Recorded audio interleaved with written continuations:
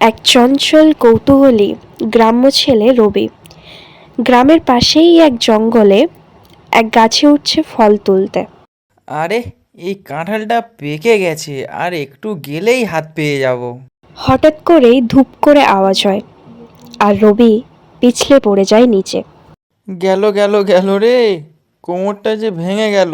কাঁঠাল তো গেলই, সাথে কোমরটাও গেল। হা হা হা, ফল চুরি করতে গিয়ে নিজের কর্মের ফল নিজেই পেয়ে গেলে, তাই না? এই কে রে? কে বললো কথাটা? আই দেখি সামনে, দেখি কত সাহস। আমি টিকো, এই জঙ্গলের রাজা আমি। আমিও মাঝে মাঝে তোমার মতো পা পিছলে পড়ে যাই। আরে ব্যাস, তুমি তো একটা বানর, তুমি কথা বলো নাকি? হ্যাঁ, আমি শুধু কথাই নয়, আমি অনেক কিছু ভাবতেও পারি। আমার বুদ্ধিও অনেক। কিন্তু মানুষদের কথা শুনে আর কাজকর্ম দেখে এখন একটু ভয় লাগে। ভয় পাস না টিকো, আমি সবার মতো নয়। আমি তোকে কোনো ক্ষতি করব না। তাহলে চলো একটা চুক্তি করি। তুমি কখনো গাছের ফল নষ্ট করবে না, গাছ কাটবে না, পশু পাখিদের কোনো চোট দেবে না, তাহলে আমিও তোমার সাথে খেলবো। ঠিক আছে, তোর সব কথা আমি মাথায় রাখবো। ডিল পাক্কা। দুজনেই সম্মতি জানায়। মানুষ ও বানরের বন্ধুত্বের কাহিনী শুরু হয়। এবার আমরা সবাই মিলে গাছ লাগাবো আর পরিবেশ বাঁচাবো। অন্যদিকে গ্রামের পাশের একদল লোক গাছ কাটতে আসে জঙ্গলে। এই তোমরা সবাই শোনো, এই জঙ্গলটা কেটে তোমরা সাফ করে দাও।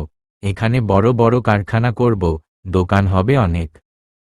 রবি, তুমি কিছু করো তাড়াতাড়ি। ওরা এবার সব ধ্বংস করে দেবে। আমি যাব কোথায়? আমার সব পশু বন্ধুরাও যাবে কোথায়? ভয় পাস না টিকো, আমি মোড়ল কাকার কাছে গিয়ে সব বলছি এখুনি। রবি ছুটতে যায় মোড়ল কাকার কাছে। কাকা, বনে কিছু লোকজন সব গাছপালা কেটে ফেলছে।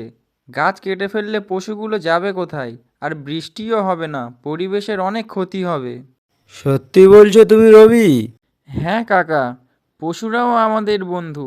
টিকো বানরও আমার বন্ধু। ওরা সব যাবে কোথায়?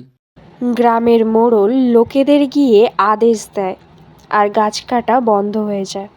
আজ থেকে কেউ এই জঙ্গল নষ্ট করার সাহস পাবে না, এই জঙ্গল রক্ষা করা হবে। এরপর গ্রামের সবাই মিলে গাছ লাগায়।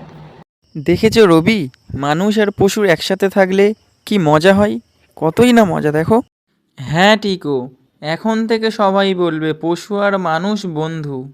প্রকৃতিকে ভালোবাসো, পশুকে রক্ষা করো, কারণ পরিবেশ তখনই সুন্দর যখন সবাই একসাথে হাসে।